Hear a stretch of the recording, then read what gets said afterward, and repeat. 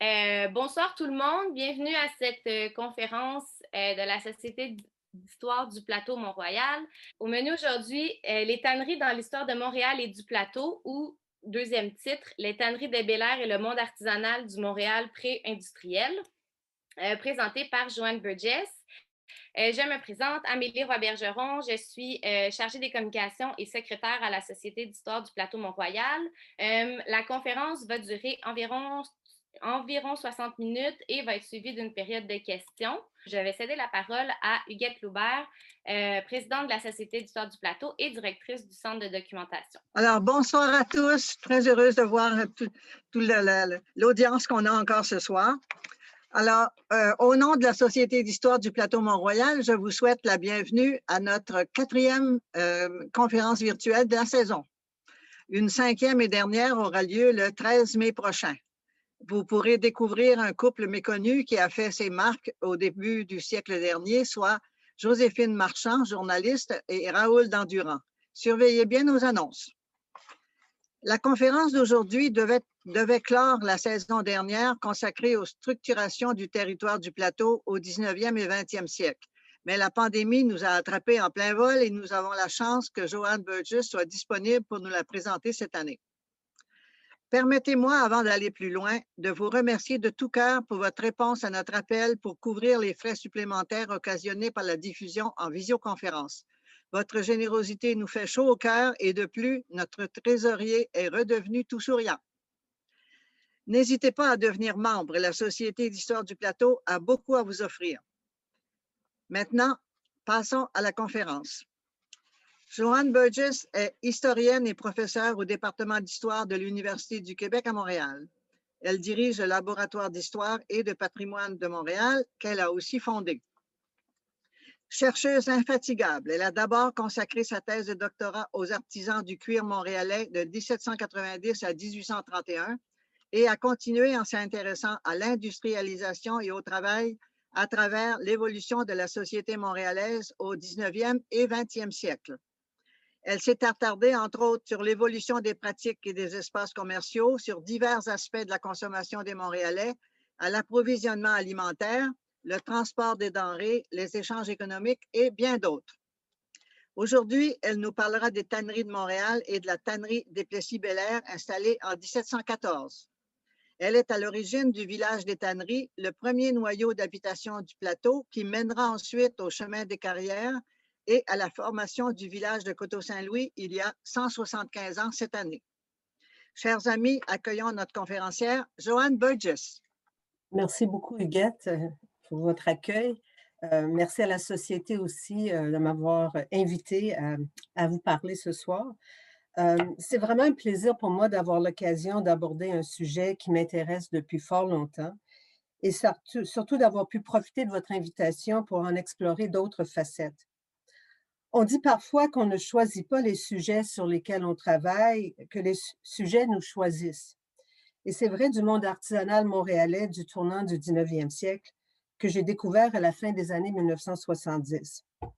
Mon intérêt pour les métiers du cuir montréalais des années 1780 aux années 1830 persiste, malgré d'autres projets qui m'ont occupé et qui m'occupent aujourd'hui.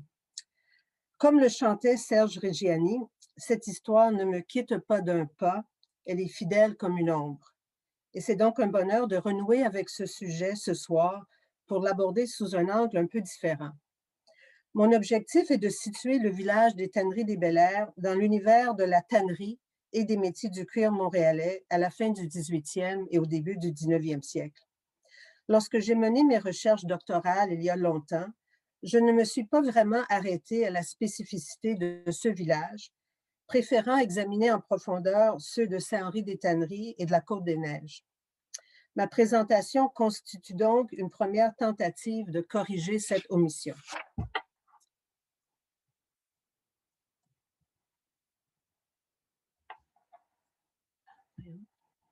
Ça commence mal si mon PowerPoint refuse d'avancer.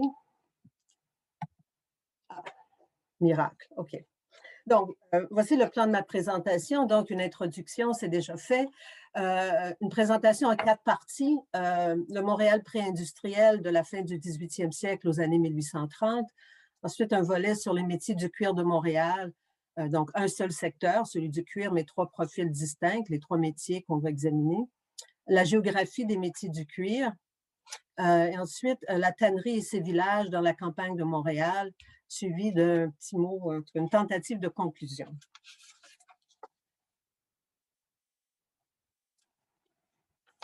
Donc, commençons par le Montréal pré-industriel. Commençons comme il se doit par une mise en contexte et traçons un portrait rapide de Montréal et de son évolution entre 1800 et 1830. En 1800, Montréal est encore une ville fortifiée qui conserve plusieurs caractéristiques de la ville française du 18e siècle. Vous voyez ici une aquarelle de George Heriot qui présente la ville en 1810 avec un certain nombre de libertés d'artistes pour nous la présenter. En principe, c'est la ville vue de l'île Sainte-Hélène avec une perspective, je pense, un peu particulière. Néanmoins, sur cette image, on voit les fortifications en voie de démolition. On voit le clocher de l'église Notre-Dame et ceux de communautés religieuses qui habitent l'enceinte, que je vais nommer la vieille ville dans le cadre de cette présentation. Entre 1800 et 1830, Montréal va connaître une forte croissance démographique. On évalue sa population à 9 000 personnes en 1800. Il y a plus de 22 000 Montréalais en 1825 et la croissance va continuer et se poursuivre de manière accélérée par la suite. À partir des années 1815, tout particulièrement, c'est l'immigration britannique qui va avoir un impact considérable sur la ville, sur sa population et sur sa vie sociale et culturelle.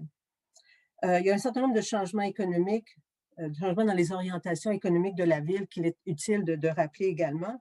Montréal, pendant toute la période, est ce qu'on pourrait caractériser comme une ville entrepôt. C'est une ville qui a des fonctions importantes dans le commerce international, un lieu d'exportation de la fourrure en début de période, un produit qui demeure important jusqu'aux années 1820. Et pour ce qui est de l'importation, ce sont évidemment des produits liés à la Grande-Bretagne, des produits de la première révolution industrielle, produits du textile, de la métallurgie, mais aussi, ce qu'on oublie souvent, des aliments nombreux, exotiques parfois, des alcools, du tabac, qui sont aussi des importants produits d'importation.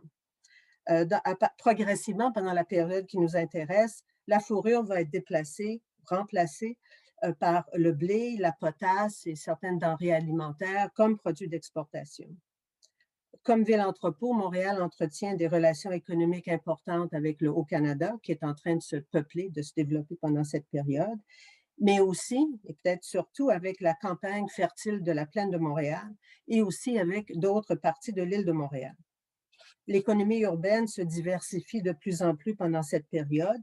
Ça se manifeste en partie à travers les produits qui sont importés, mais il faut aussi insister sur l'importance des produits de fabrication locale. Et donc, ça rejoint un peu la thématique de la présentation de ce soir. Cette production locale repose sur un monde artisanal qui est dynamique et diversifié. Et le monde artisanal, pour mémoire, donc c'est un mode de production essentiellement qui repose sur le savoir-faire, sur des outils relativement simples, peu mécanisés, rarement mécanisés, et surtout sur la transmission de ce savoir-faire par la pratique, en fait, par l'apprentissage de la pratique, au sein des familles ou aussi à d'autres personnes par l'apprentissage. Et généralement, ce sont des établissements dont l'échelle de production est assez modeste. Les relations étroites qui sont tissées avec la campagne environnante sont nécessaires aussi pour alimenter la ville en produits agricoles qui sont offerts en vente au Vieux Marché, donc l'actuelle Place Royale, près du musée Pointe-Calière, puis aussi, à partir du début du 19e siècle, au Marché Neuf, l'actuelle Place Jacques-Cartier. Examinons maintenant le cadre spatial et physique de la ville. Et on va voir si Ah non, j'ai perdu, j'avais une flèche rouge, mais elle est disparue, donc j'espère que ma flèche blanche suffira. Donc, on a ici une carte de Charland de 1801 qui nous montre encore Montréal donc, comme ville fortifiée avant la démolition des fortifications. Donc, on voit ici la ville fortifiée avec le grand espace environnant les fortifications qui ne sont pas construites comme élément des structures des mesures défensives.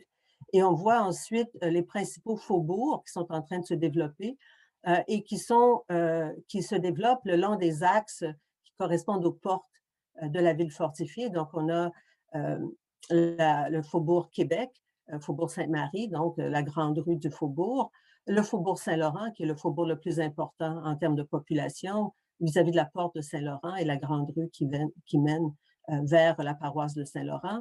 Il y a aussi un tout petit faubourg, le faubourg Saint-Louis, caché ici, et finalement le faubourg des Récollets au faubourg Saint-Joseph à l'extrémité ouest de la ville fortifiée. On voit aussi, je pense, c'est pour mieux comprendre ce qui va se transformer, l'évolution qui va se produire.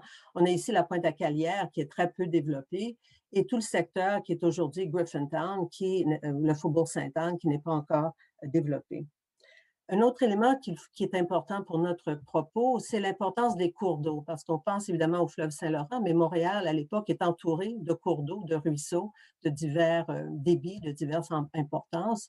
Il y a oh non, excusez mes maladresses technologiques. Donc, on a ici le ruisseau Saint-Martin qui vient de l'Est, qui contourne la ville, là où se trouve l'autoroute Ville-Marie aujourd'hui essentiellement, la rue Saint-Antoine, la rue Craig, et qui ensuite fait un grand tour et qui revient au sud, près de la Pointe-à-Calière. Et quand il revient vers le sud, il est enrichi par d'autres cours d'eau qui viennent de l'ouest. Et ce secteur qu'on trouve donc au nord de la Pointe-à-Calière, dans ce secteur ici, c'est la petite rivière qui est aujourd'hui envoûtée sous la place Diouville, essentiellement, pour vous orienter un peu. Et un autre cours d'eau important qui a sa source sur les flancs du Mont-Royal, qui descend la rue Saint-Laurent en zigzagant, en quelque sorte. Et évidemment, les cours d'eau sont importants lorsqu'on va parler de la tannerie, parce que il s'agit de facteurs de localisation. Le cadre bâti vers 1801, évidemment, on est toujours pris avec les contraintes, l'absence, la rareté du matériel visuel pour cette période, mais ici, un autre document de Charland, qui est un peu magané, qui a souffert un peu depuis 1801, mais qui nous montre, alors j'ai choisi un extrait qui nous montre une partie de la rue Saint-Laurent entre la rue Vitré et la rue La Gauchetière, pour vous donner une idée du type de bâti qu'on pouvait voir sur une des grandes rues des faubourgs. Dans les rues secondaires des faubourgs, on a davantage de maisons en bois, les maisons des faubourgs avec les toits en pignon assez classiques, tandis que sur les grandes rues, on a davantage de maisons en pierre pendant cette période.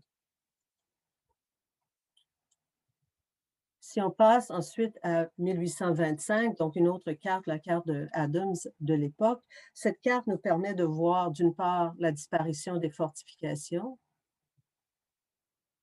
et que ce territoire, donc, il y a une continuité maintenant entre la vieille ville et les faubourgs. L'espace a été comblé par d'autres constructions ou d'autres aménagements. Et ça nous permet également de voir que les zones des faubourgs ont pris de l'expansion. Ils sont plus denses dans l'axe de Saint-Laurent, dans l'axe du faubourg Saint-Joseph, des Récollets, la rue Saint-Joseph, dans l'est aussi avec le faubourg Sainte-Marie. Et on voit maintenant tout un développement du faubourg Sainte-Anne, de ce qui est Griffintown, qui va devenir une partie aussi essentiellement Griffintown de cette période, et la Pointe-à-Calière, qui est un peu plus densément occupée également. Et pour se représenter un peu cette ville des années 1820, qui est en train de maintenant une ville donc, qui compte plus de 22, sans doute autour de plus de 25 000 habitants. On voit quand même que c'est une ville qui conserve encore des traces de la ville du 18e siècle. Donc, la zone du port de Montréal n'est pas encore aménagée. Ici, on est dans la partie est du port de Montréal et on voit ici donc l'église Notre-Dame de Bon Secours comme point d'orientation et on voit que tout le long des berges, en fait, c'est une berge sablonneuse. Je ne sais pas exactement ce que font ces dames ici. Je me demande si elles sont en train de faire leur lavage, en tout cas, ou d'aller chercher de l'eau, cueillir l'eau au bord de l'eau. Et une autre image de Montréal peut-être un peu plus formelle. Donc maintenant, nous sommes sur la rue Notre-Dame, toujours dans l'Est, en regardant vers l'Ouest. Dans la partie gauche, on voit ce qui semble être, il me semble être une clôture devant le château Ramsay. Ici, on a le monument Nelson, donc ça nous permet de voir qu'on est dans l'axe de la place Jacques-Cartier. Plus loin, on a l'église Christ Church, l'église anglicane sur Notre-Dame qui a été construite. Et on voit ici le clocher de l'église Notre-Dame, la première église Notre-Dame avant sa reconstruction, où l'église occupait finalement la rue. Et donc, on voit ici l'arrière de l'église et le clocher qui est du côté est. Donc, ça nous permet de visualiser un peu, avec les pauvres moyens qui sont les nôtres, quel était ce Montréal de l'époque qui nous intéresse. Enfin, pour compléter cette mise en contexte, ce dont on va parler ce soir, c'est évidemment la ville, mais c'est aussi la campagne qui entoure la ville, la partie rurale de la paroisse Notre-Dame. Le territoire de l'île de Montréal est divisé en paroisses et la paroisse Notre-Dame est la seule et très grande paroisse qui englobe à la fois Montréal et les campagnes environnantes. Donc, elle est délimitée à l'ouest par la paroisse de la Chine, au nord par la paroisse de Saint-Laurent, à l'est par la paroisse de la Pointe-aux-Trembles, si ma mémoire est bonne. Et ici, on voit donc le territoire de la ville, l'axe de Saint-Laurent, et on va, nous, ce soir, explorer le secteur des Tanneries des Bel-Air, le secteur de la Côte-des-Neiges de l'autre côté de la montagne et le secteur de Saint-Henri des Tanneries qui se trouve dans cette zone ici.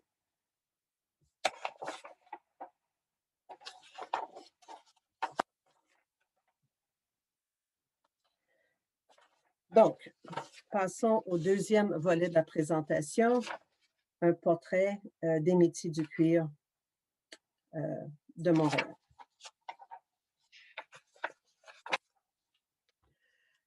Donc, lorsqu'on parle des métiers du cuir de Montréal, 18e, 19e siècle, on parle essentiellement de 3 métiers qu'on va examiner à tour de rôle, le métier de tanneur, le métier de cordonnier et le métier de sellier.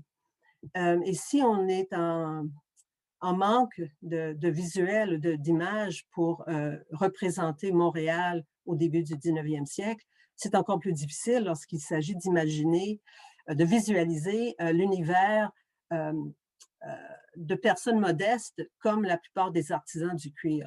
Et donc, il n'y a pas vraiment d'images, de dessins, d'aquarelles, encore moins de photographies de ces métiers. Et donc, pour combler cette lacune, je vais essayer d'illustrer par d'autres images qui ne sont pas des images de Montréal, certainement pas des images qui nous donnent peut-être une certaine idée, mais qu'il faut prendre avec certaines nuances.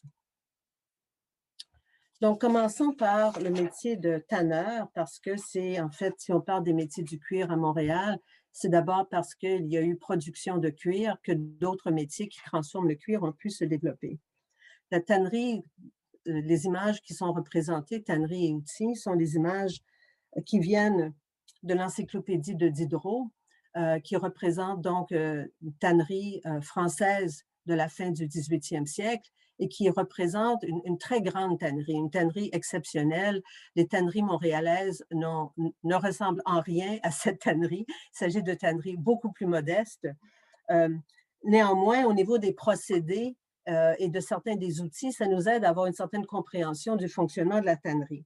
Donc, quel est l'objectif de la tannerie? Pourquoi tanner des peaux? En fait, il s'agit de prendre les peaux de différents animaux, surtout le bœuf dans le contexte montréalais, d'autres types d'animaux moins souvent, les transformer en cuir. Donc, un procédé qui permet d'interrompre le processus de putréfaction normale des peaux une fois que l'animal a été abattu, pour le transformer dans un produit, le cuir, qui a une certaine pérennité et qui peut servir à différentes fonctions.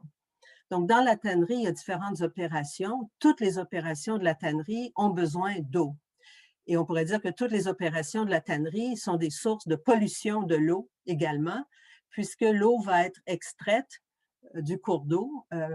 Dans certains cas, comme ce qu'on voit représenté ici sur l'image, l'eau, certaines étapes pouvaient avoir lieu directement dans le cours d'eau, mais ce n'est pas le cas généralement à Montréal. L'eau va être détournée du cours d'eau pour être amenée vers la tannerie pour les opérations qui doivent y être menées. Et selon les besoins des procédés, on va donc vider l'eau qui a été contaminée par le processus et on va le retourner dans le ruisseau. Ce qui, dans l'histoire montréalaise du 19e siècle, va souvent susciter des conflits avec les voisins qui se voient tout à coup victimes, qui voient tout à coup arriver le long de leur propriété une eau contaminée par la tannerie. Et dans une étude que je lisais récemment, même, je pense à la fin du 19e, il y a eu un charivari autour d'un enjeu lié à des conflits autour des cours d'eau et des usages qu'en faisaient les tanneurs. Donc, dans les opérations, il y a essentiellement deux grandes opérations. La préparation des pots. Il s'agit donc d'une série de démarches pour enlever de la peau tous les poils qui peuvent y être attachés, enlever la chair aussi qui reste une fois l'animal abattu et la viande extraite. Et donc, il y a des procédés par lesquels les peaux vont être trempées dans des cuves qui contiennent un bain de chaux. On utilise la chaux pour travailler la peau avec des outils spécialisés pour être en mesure de modifier la substance et pouvoir retirer ces matières. Et une fois que les peaux ont passé par ces bains de chaux, on va les rincer. Et là, commence la deuxième étape où on va tanner, le tannage à proprement parler. Et là encore, on doit, c'est par l'immersion des peaux dans un mélange d'eau et de thym. Donc, c'est de broyage d'écorce qui ont des propriétés particulières. Et c'est une série d'étapes où progressivement, dans des bains de plus en plus forts, la peau va être transformée pour devenir un cuir.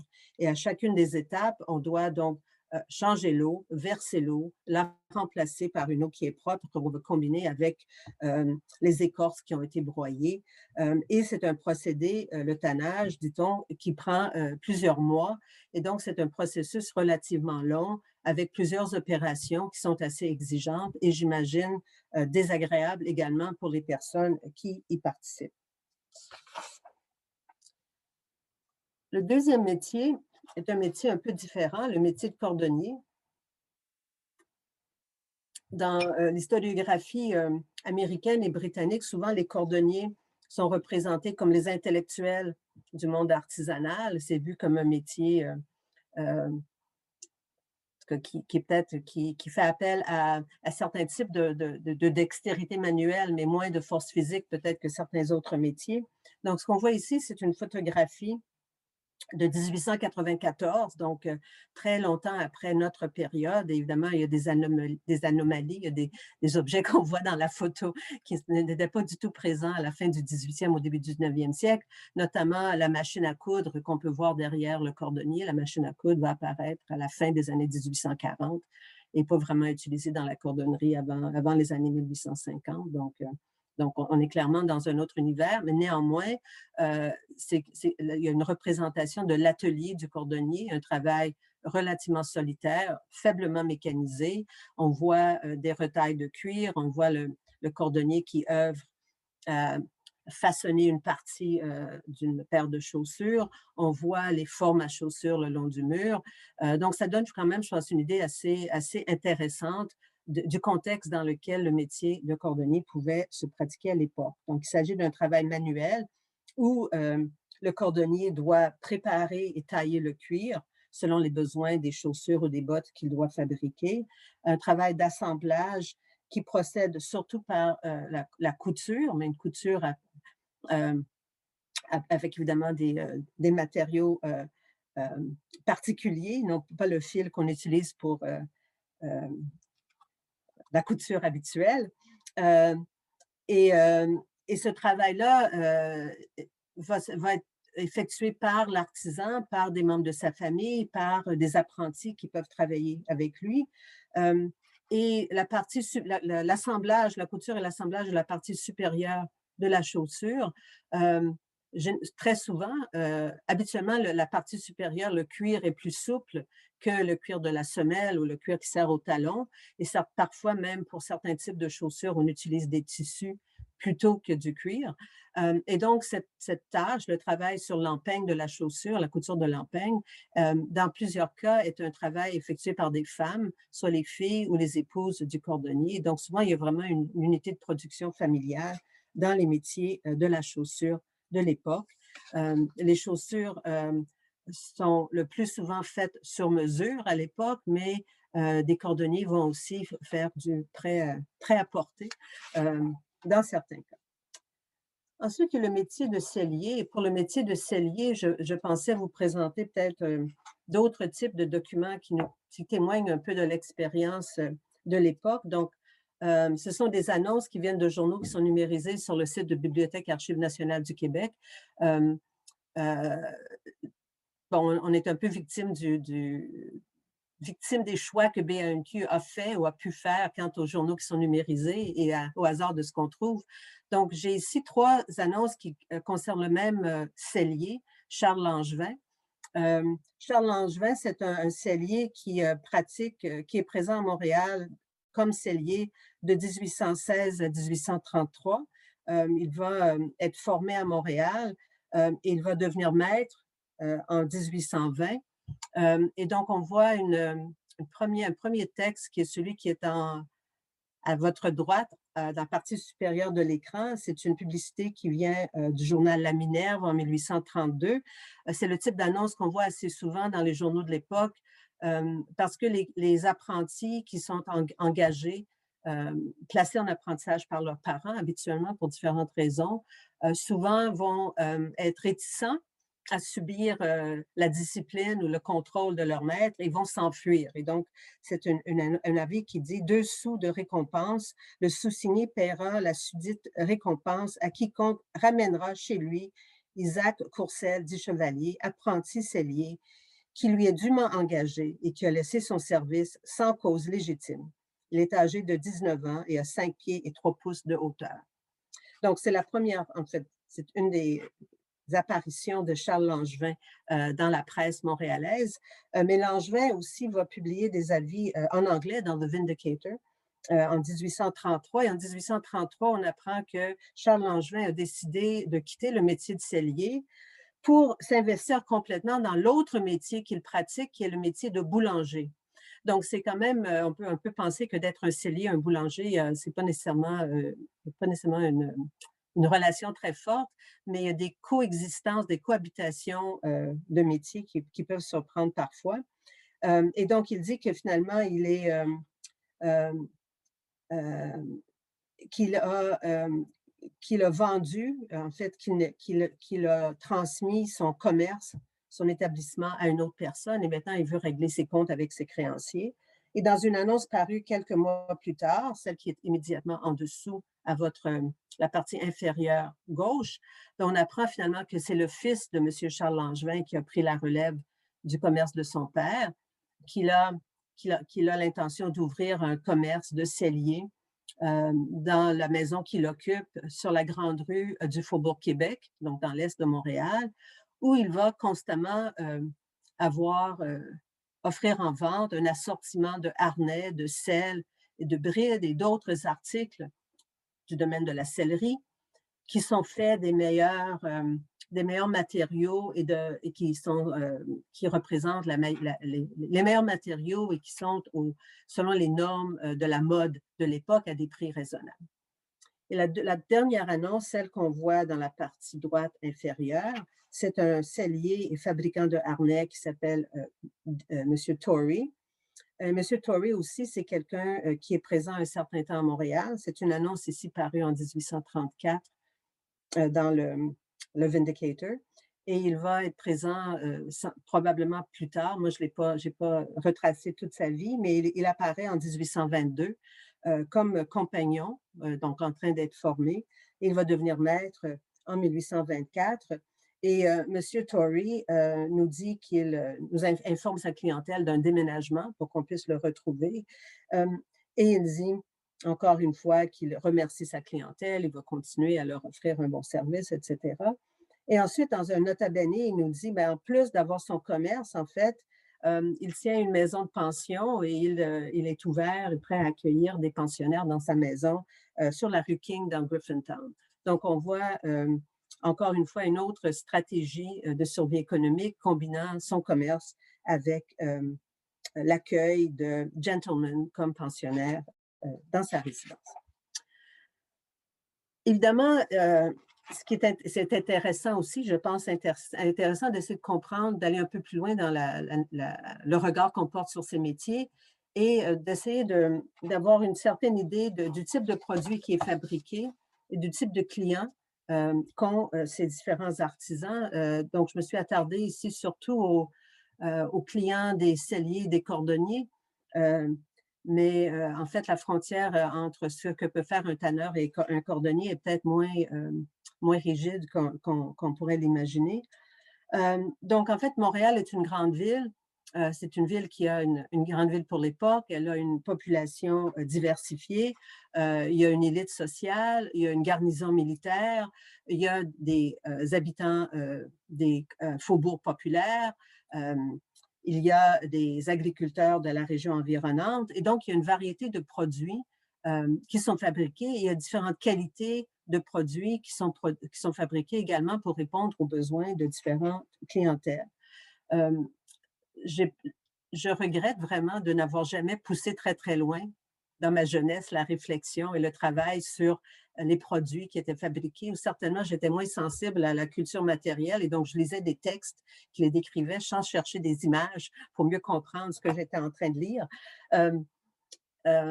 Et en plus de certains éléments visuels, surtout pour les années 1820, il y a aussi maintenant des résultats de fouilles archéologiques qui nous permettraient, je pense, de voir des exemples de certains de ces produits qui datent de la première partie du 19e siècle.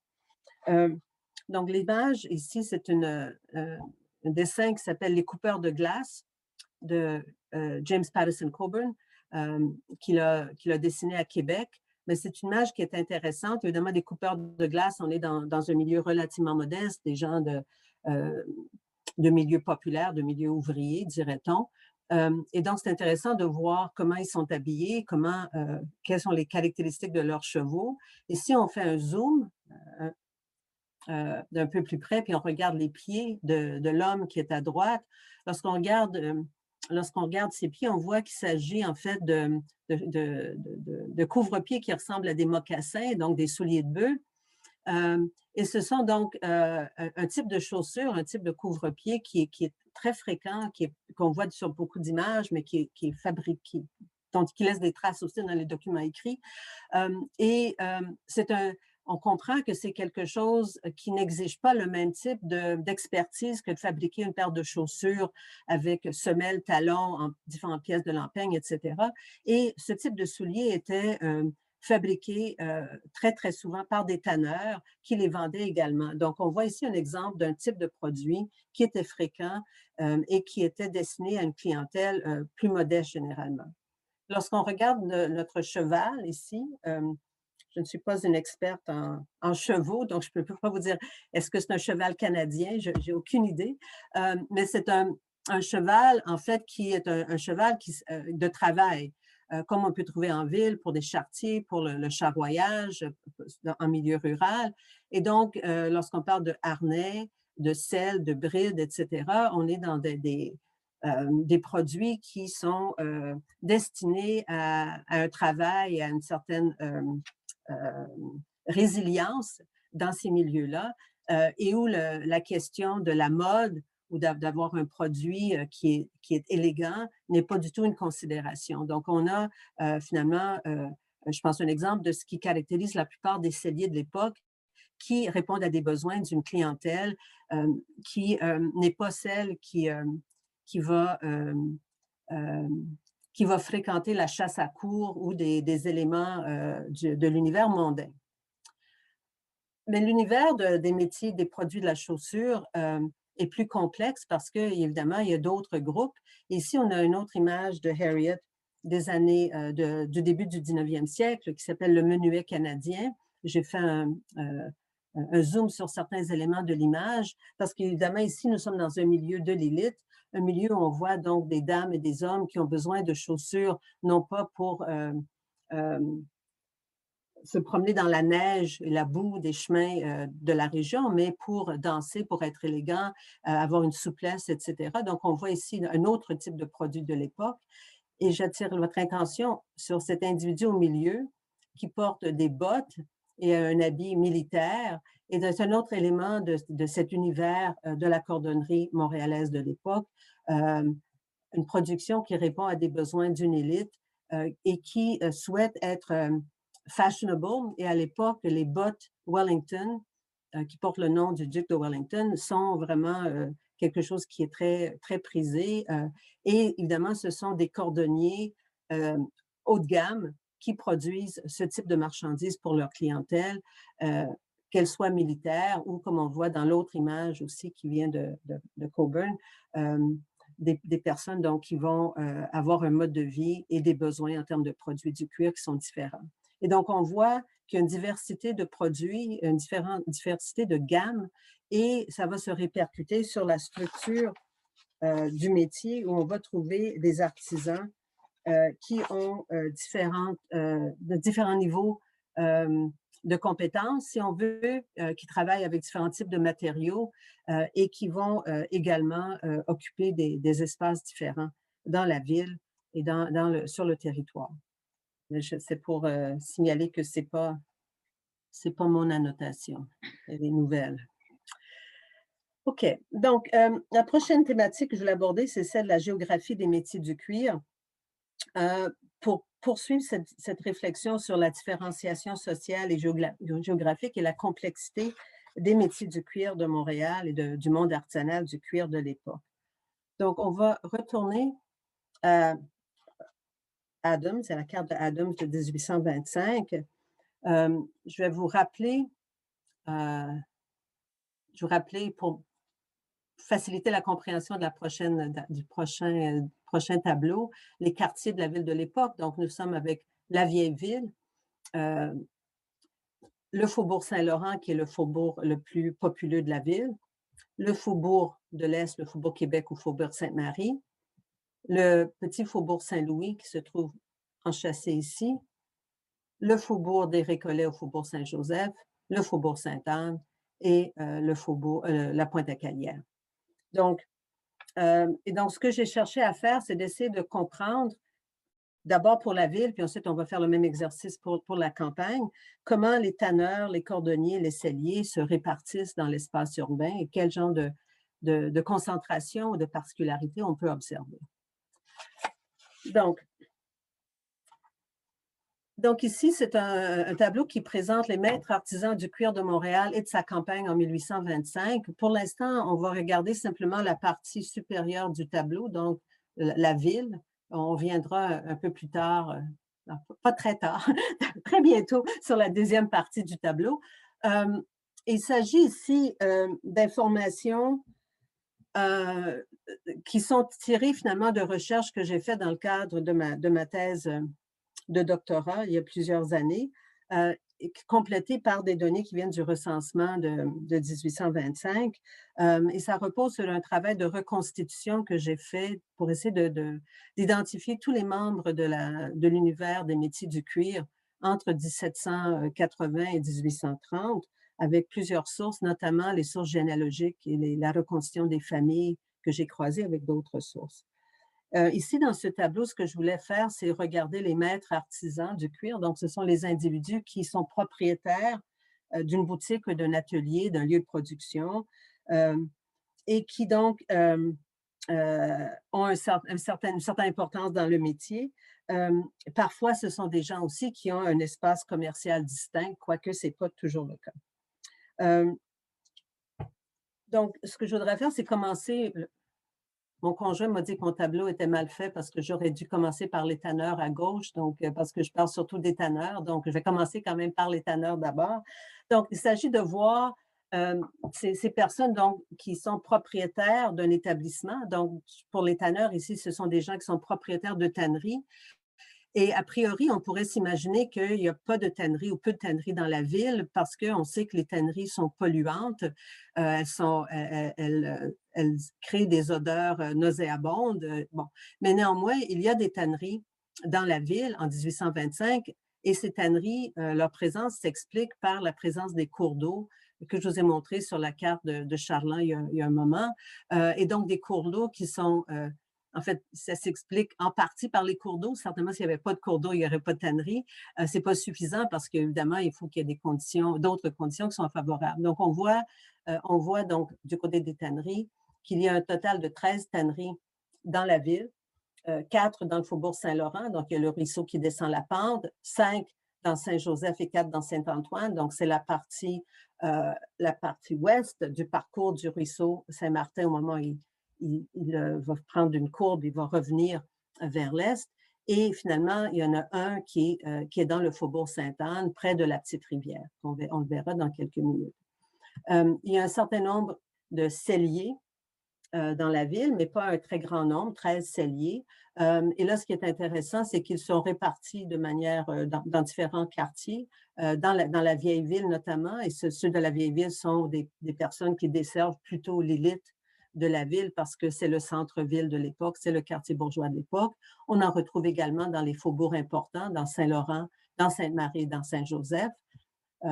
Et ensuite, il y a les cordonniers qui sont vraiment le groupe dominant dans les métiers du cuir avec 67 cordonniers qu'on retrouve à la fois dans la vieille ville et dans tous les faubourgs, sauf le faubourg Sainte-Anne. Et là encore, ils sont plus nombreux dans les faubourgs où la population est plus nombreuse.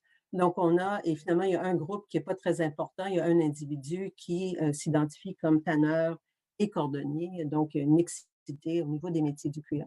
Donc, on voit qu'il y a des tanneurs dans les faubourgs. Généralement, ils se situent plutôt à la périphérie, à la limite du faubourg, mais quand même à proximité d'un cours d'eau. Ici, j'ai agrandi une partie de la carte de Adams de 1825 parce qu'on y voit, je pense que c'est la seule qu'on voit de manière explicite sur la carte, on y voit une tannerie qui est dans le faubourg Sainte-Anne. Ici, on est la rue du Collège, la rue Saint-Maurice, Chaboyer, Inspecteur, la rue McGill se trouve un peu à droite, si on veut. Et ici, on a la partie du ruisseau, le ruisseau Saint-Martin qui avait fait le tour, qui revient ici. Et là, on est dans la petite rivière qui va se faufiler jusqu'au fleuve Saint-Laurent en passant maintenant sous ce qui est la place du Ville. Et donc, on a une tannerie qui est à proximité de l'eau, mais qui n'est pas directement située au bord de l'eau. Et donc, c'est ce système de dalles ou de tuyaux qui permettent à une tannerie d'accéder à l'eau et ensuite de retourner vers le cours d'eau, les eaux usées après les différents procédés. Et je pense que c'est aussi intéressant et peut-être préoccupant de noter qu'il y a une brasserie située tout près de ce cours d'eau. La brasserie est en amont de la tannerie, mais il y a d'autres tanneries qui sont situées en amont de la brasserie et il faut espérer que la brasserie prend son eau ailleurs que dans ce ruisseau qui est passablement pollué.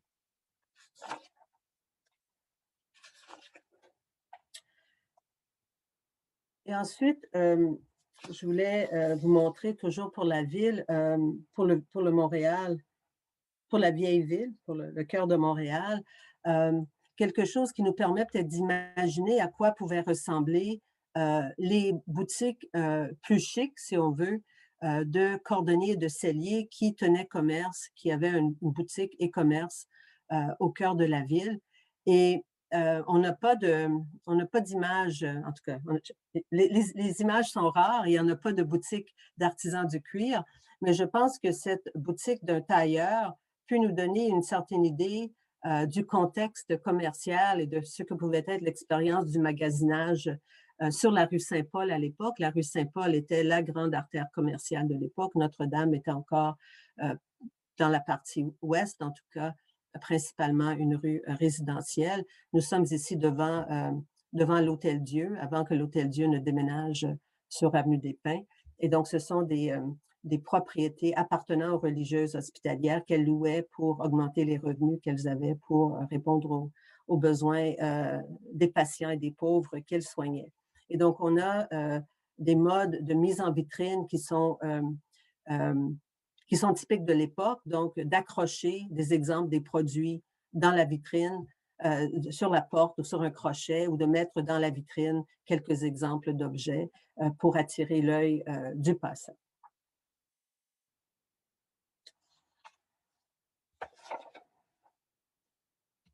Donc, d'un point de vue, pour revenir, donc d'un point de vue de la géographie, essentiellement, les trois métiers sont présents dans les différents faubourgs de la ville. Seulement 2 des 3 dans la ville centrale, et il y a une certaine hiérarchie où généralement les artisans les plus aisés qui destinent leurs produits à une clientèle plus d'élite vont être situés, vont tenir boutique dans le Vieux-Montréal, surtout sur la rue Saint-Paul, principalement sur la rue Saint-Paul, ou sur les artères principales des faubourgs. Et sur les rues secondaires, on va généralement trouver des artisans plus modestes et qui ont une production qui est destinée à des artisans plus modestes. Du côté des tanneries, ça là peut varier énormément, mais on sait que la tannerie que je vous ai montrée sur l'autre plan est une tannerie assez importante avec un volume de production et des installations qui sont importantes pour l'époque, ce qui lui a mérité d'apparaître sur cette carte. Donc, si on sort maintenant de la ville puis on va vers les campagnes, il y a vraiment 3 noyaux qui nous concernent, qui nous intéressent pour ce qui est des métiers du cuir. Les tanneries des Bel-Air, qu'on voit ici, donc dans l'axe de la rue Saint-Laurent, à la hauteur de la côte, la jonction avec le chemin de la côte Sainte-Catherine. Donc, un premier noyau ici.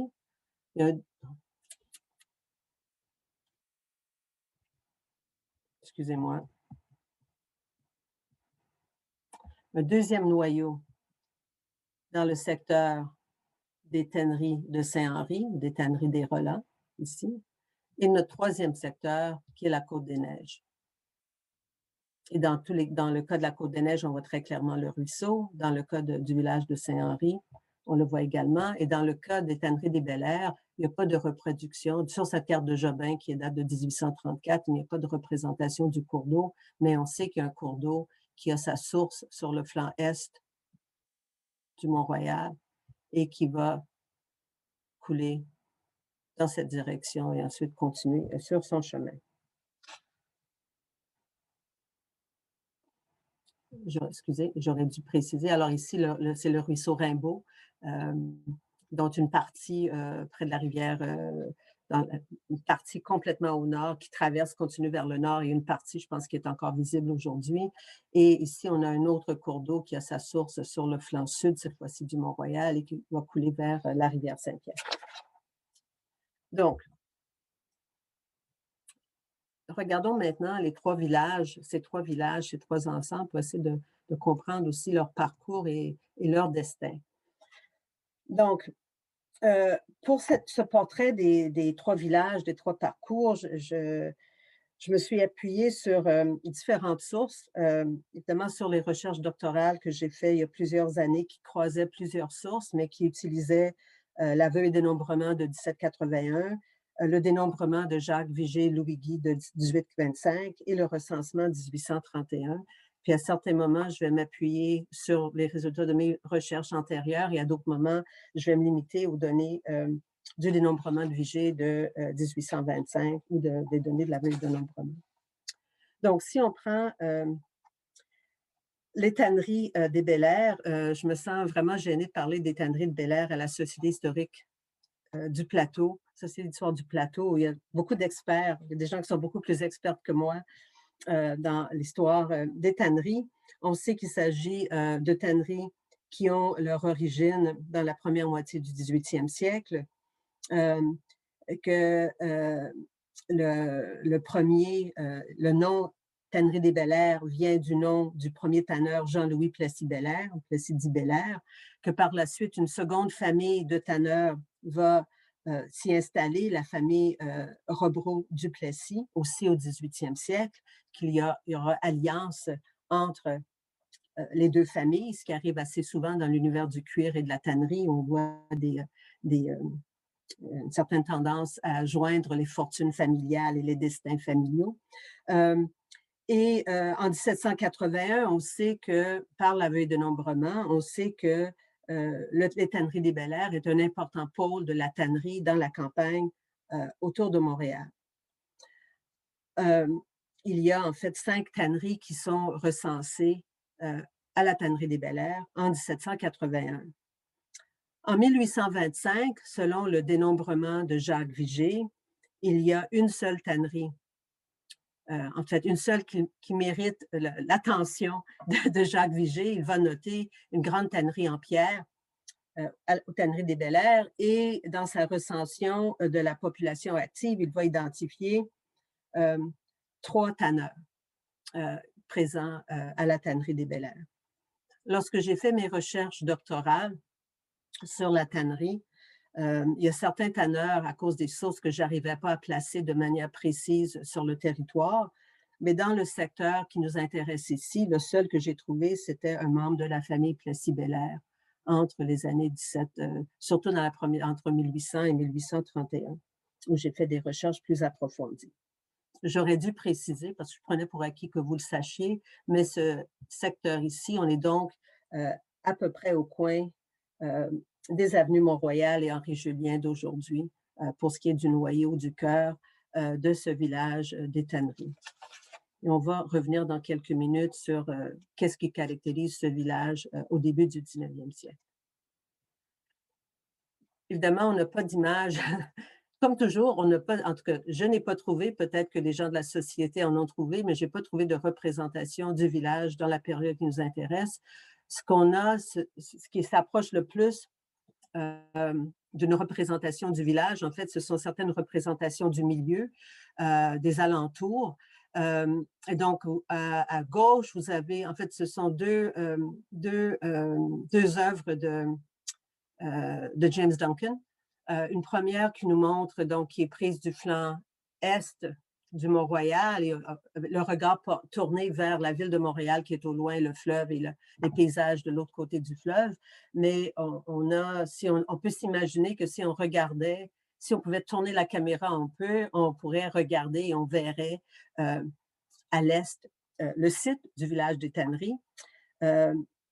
Et on voit donc, ce qui est intéressant, on voit quand même la proximité de la ville, mais on voit aussi que le tissu urbain n'est pas continu. Il y a donc une campagne, une zone d'horticulture, agriculture qui sépare le village de la ville.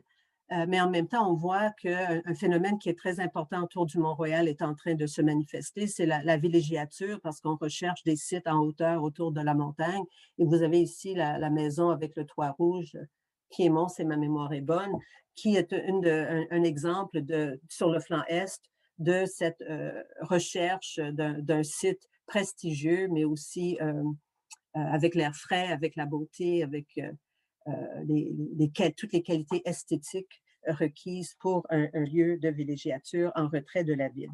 L'autre dessin, c'est un dessin aussi de Duncan, qu'il a décrit comme un croquis qui est fait au Mile End. Donc, on est toujours à peu près à la même hauteur autour de l'actuel Mont-Royal, avenue du Mont-Royal, avec un regard tourné vers la ville. Donc, encore une fois, il faut s'imaginer que le village des tanneries se trouverait un peu à notre gauche si on pouvait demander à James Duncan de retourner et de faire, de regarder un peu différemment, d'avoir un autre focus, ça pourrait nous être utile.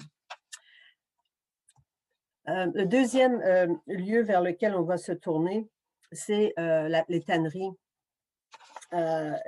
des Relents, au Saint-Henri des Tanneries. Donc, Saint-Henri des Tanneries, comme la tannerie des Bel-Air, est un lieu qui est fondé à partir de la création de tanneries et qui est associé à une famille, aux membres d'une famille, à la famille Lenoir d'Irolan, première tannerie qui va apparaître également au 18e siècle. Et c'est un lieu qui, en 1781, compte 8 tanneries ainsi que non seulement des tanneurs, mais aussi quelques autres artisans du cuir. Et on se rappelle que la tannerie des Bel-Air en comptait 5 à cette époque, donc c'est un autre pôle très important de la tannerie. C'est un milieu qui va connaître une très forte croissance dans la tannerie, mais surtout dans les métiers du cuir entre 1800 et 1831. Et qui va être marqué par la persistance de la tannerie, mais une grande diversité dans les métiers du cuir, énormément de cordonniers, énormément de selliers, mais aussi ce qui fait sa particularité, énormément d'individus qui combinent 2 métiers du cuir, des tanneurs et cordonniers, des tanneurs et selliers, des selliers et cordonniers, et qui se caractérise aussi par un très fort réseau familial sur plusieurs générations. Et donc, c'est vraiment une espèce de mafia des métiers du cuir qu'on trouve à Saint-Henri dans la première partie du 19e siècle.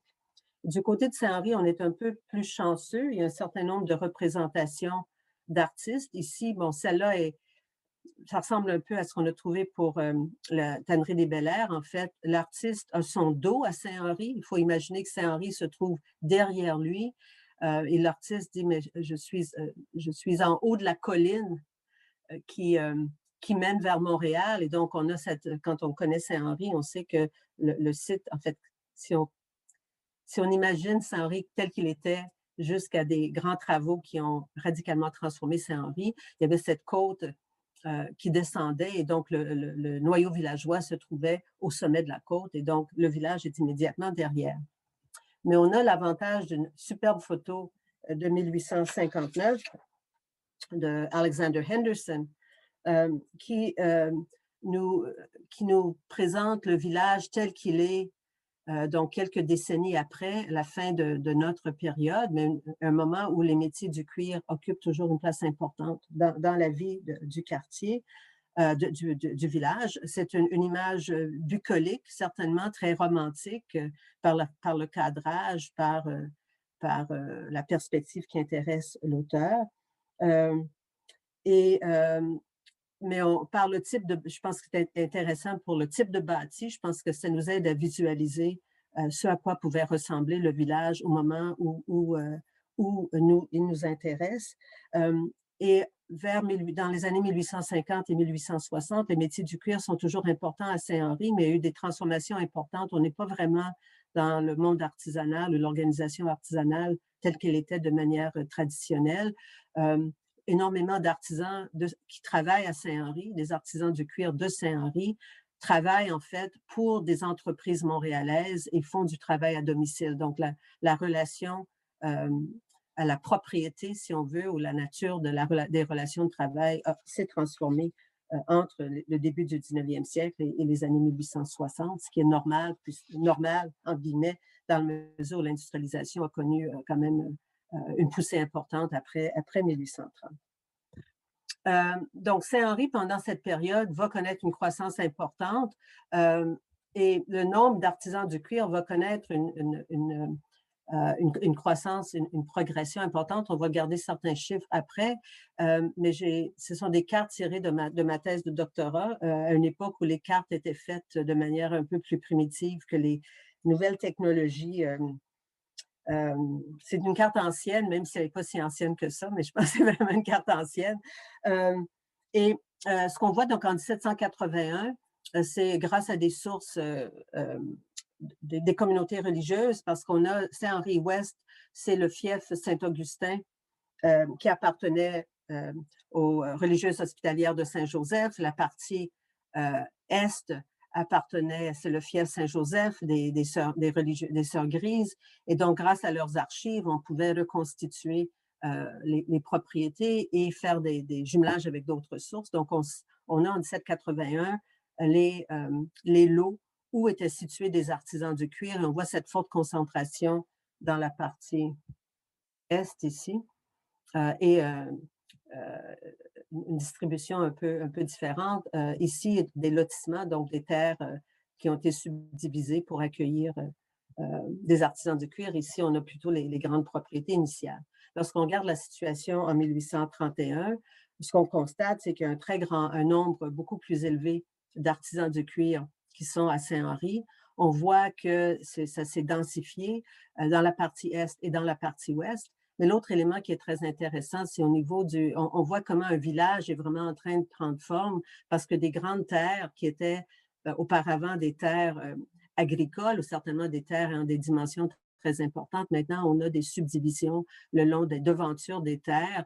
Donc, il y a une terre agricole, horticole qui est encore derrière, mais il y a des lots villageois et une très forte concentration des artisans de cuir dans les deux parties et même sur une artère secondaire qui est en train de se développer.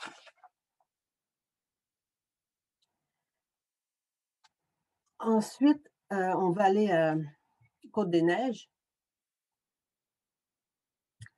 Donc, Côte-des-Neiges, comme je disais au début, à un autre moment de la présentation, Côte-des-Neiges, en 1825, dans le dénombrement de Jacques Vigée, lorsqu'il va prendre la peine de bien identifier le village des Tanneries des Bel-Air, le village des Relans à Saint-Henri, à Côte-des-Neiges, il n'identifie pas un village.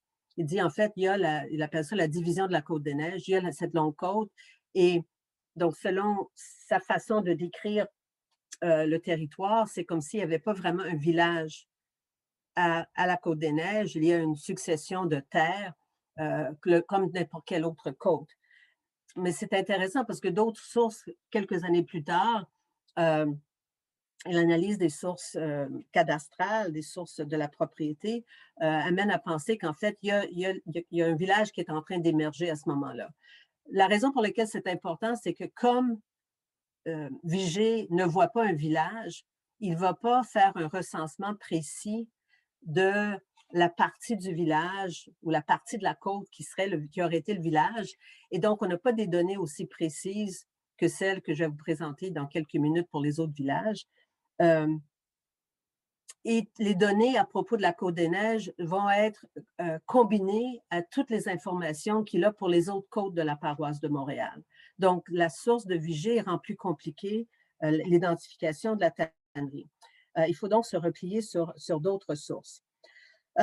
Donc, en 1781, heureusement, on avait un point de comparaison. Donc, on sait qu'en 1781, il y avait 4 tanneries à la Côte-des-Neiges, donc 5 à la tannerie des Bel-Air, 8 à Saint-Henri, 4 à la Côte-des-Neiges, qu'on est plongé vraiment au cœur d'un milieu rural. L'activité qui domine à la Côte-des-Neiges, c'est l'agriculture à la fin du 18e et pendant une bonne partie du 19e siècle. Mais ce qui va se passer, c'est très rapidement, à partir de 1800, le nombre de tanneries va connaître une augmentation très importante et en 1825, selon les recherches que j'ai faites, on recense une quarantaine de tanneries à la Côte-des-Neiges.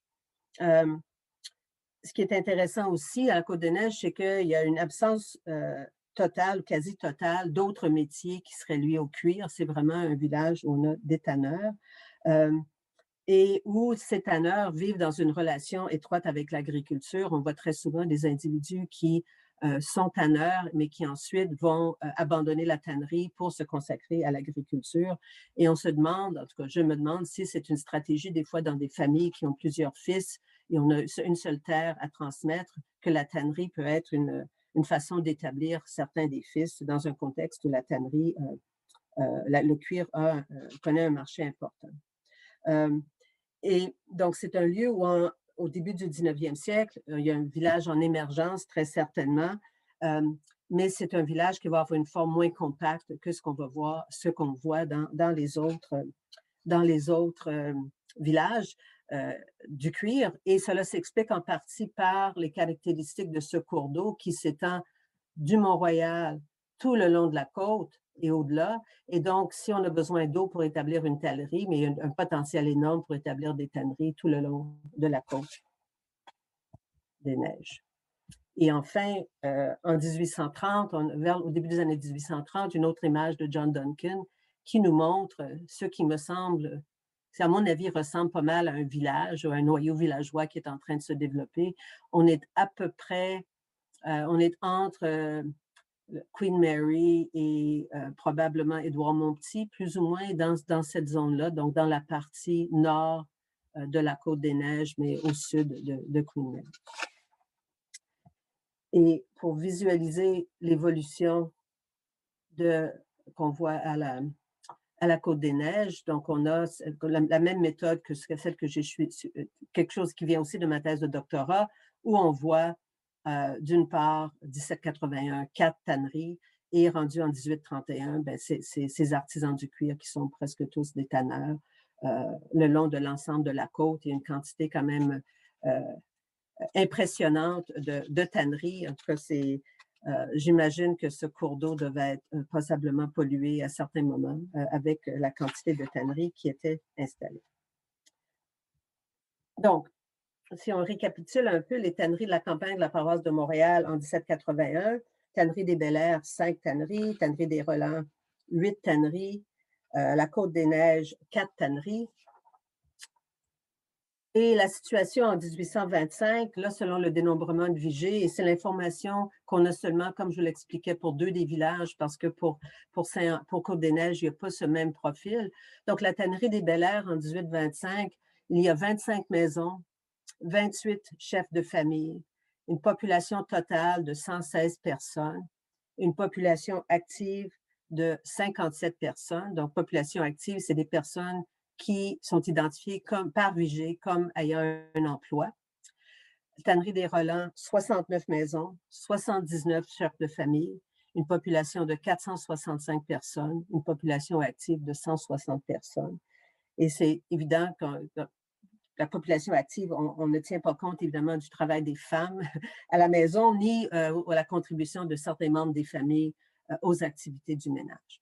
Et donc, c'est une relation d'à peu près presque 1 sur 3, 1 pour 3 entre la tannerie des Bel-Airs et les tanneries des Relans en termes de nombre de maisons, de chefs de famille, de personnes et de population active. Et donc, ce que j'ai voulu faire ensuite, c'est d'essayer de pousser un peu plus loin la comparaison, comment la comparaison au niveau de la répartition des métiers du cuir, puis ensuite les caractéristiques des populations et des activités dans les différents villages. Donc, je reviens avec le tableau que je vous ai montré il y a un certain temps au début de la présentation, lorsque je parlais de la ville. Là, on va regarder seulement la partie sur à propos de la campagne. Et donc, c'est les données que je vous ai, ce sont des données qui viennent de ma thèse de doctorat, des recherches que j'ai faites, et qui présentent encore une fois seulement les maîtres artisans pour qu'on puisse voir les personnes qui sont propriétaires d'une boutique ou d'une tannerie ou d'un atelier. Donc, la Côte-des-Neiges, d'abord, 40 tanneurs, aucun autre métier du cuir recensé. Saint-Henri, une grande diversité, 9 cordonniers, 5 selliers, 5 tanneurs et 15 qui sont identifiés comme ayant des activités mixtes. Donc, je reviens. Donc, certains d'entre eux sont des tanneurs et cordonniers, tanneurs et selliers. Est-ce qu'ils sont propriétaires d'une tannerie? Également, c'est quelque chose qui prendrait d'autres recherches. Je ne suis pas allée jusque-là dans mes recherches à l'époque. Ensuite, l'autre campagne, donc ailleurs dans la campagne de Montréal, le tanneur qu'on voit ici, l'autre campagne, c'est le tanneur Plessis-Belair de la tannerie des Bel-Airs en 1825. Et ensuite, il y a une catégorie quand même assez importante d'individus que je n'ai pas pu placer de manière précise avec les données que j'avais. Donc, pour la partie rurale de la paroisse de Montréal, les personnes qui ont pu être placées de manière définitive, il y a 76 artisans du cuir, et pour la ville de Montréal, il y en a 94. Donc, on voit l'importance de la campagne dans cette activité. Évidemment, là où la différence est la plus forte, c'est l'importance des tanneries qui sont très majoritairement à l'extérieur de la ville et très majoritairement à la Côte-des-Neiges, mais probablement aussi en très grand nombre des tanneries très modestes à la Côte-des-Neiges. C'est quelque chose qu'il faudrait creuser un peu plus.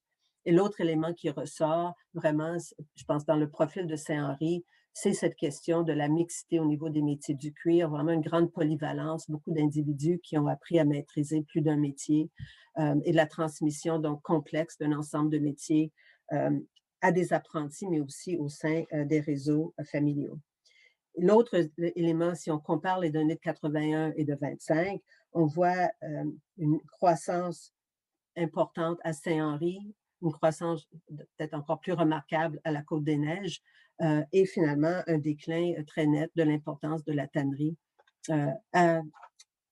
au village des tanneries des Bel-Air. Ce qui amène ensuite à la question, mais dans ces villages pour lesquels on a un peu d'informations, s'il y a des villages qui sont en train de se développer entre 1781 et 1825, dans un cas à Saint-Henri où les métiers du cuir sont très importants, au village des Tanneries des Bel-Air où le cuir est moins important.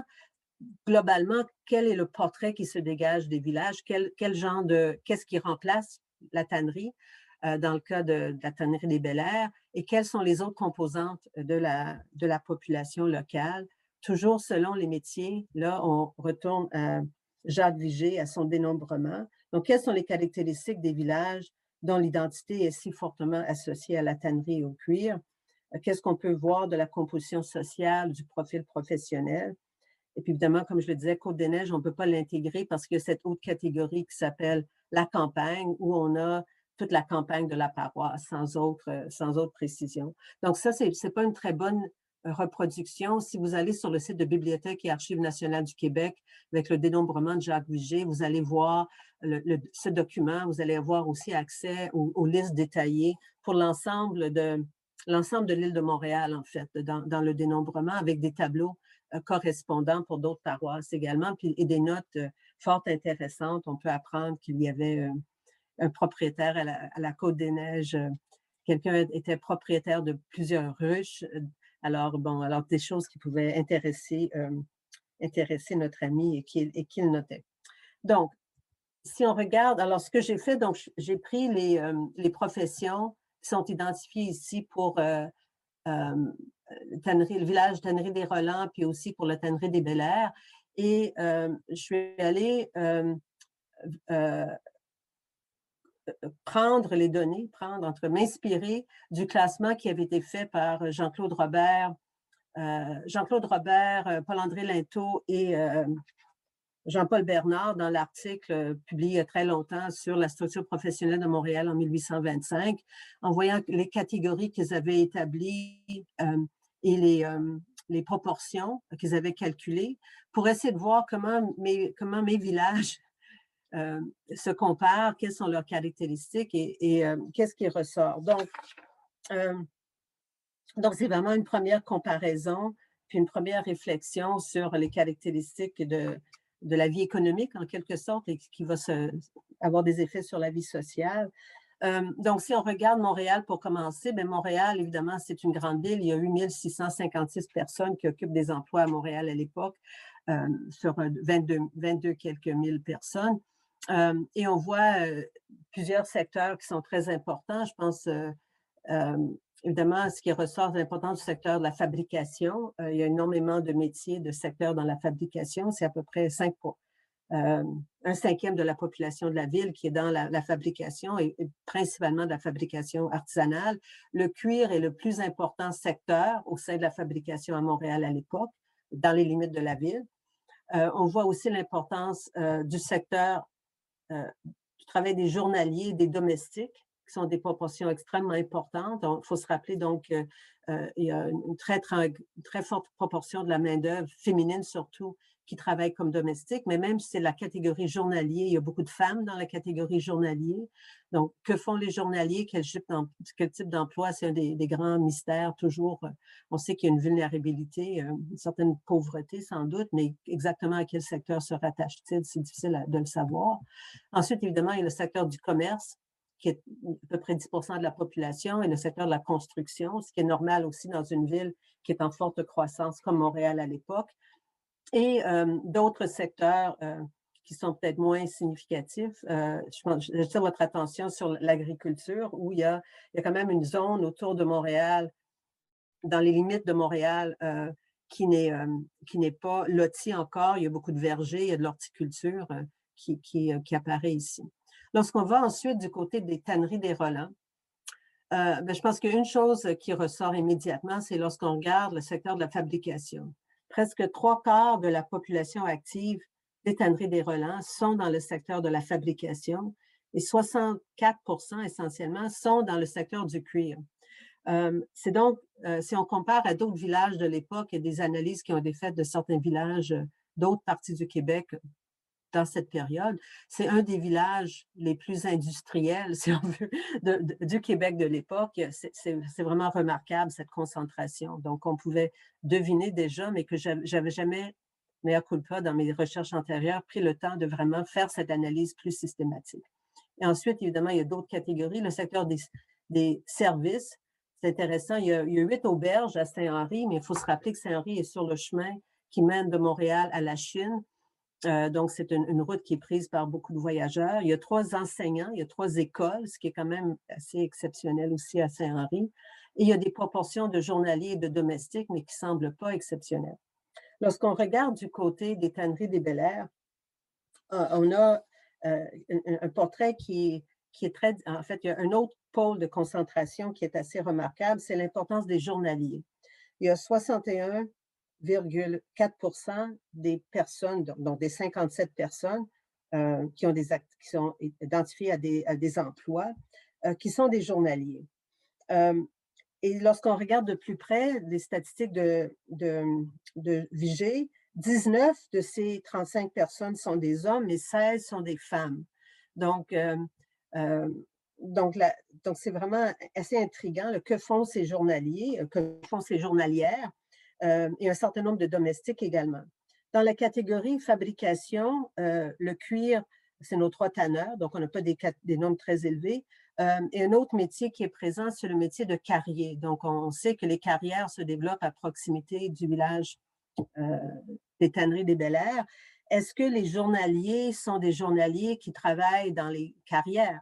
Est-ce que certains des journaliers travaillent dans les tanneries, dans la tannerie, parce qu'il y a quand même encore une tannerie qui est assez importante et il y a seulement 3 tanneurs qui sont recensés. On voit aussi que l'agriculture occupe une place importante en termes relatifs là, aux tanneries des Bel-Air. Donc, est-ce que ce sont des journaliers qui sont employés dans l'agriculture? Mais toujours, que font ces femmes journalières? Où sont-elles exactement? Est-ce que c'est des femmes qui travaillent? En tout cas. Donc, pour moi, cette analyse-là montre des différences très, très fortes entre les 2 villages, puis suscite toute une série d'autres questions.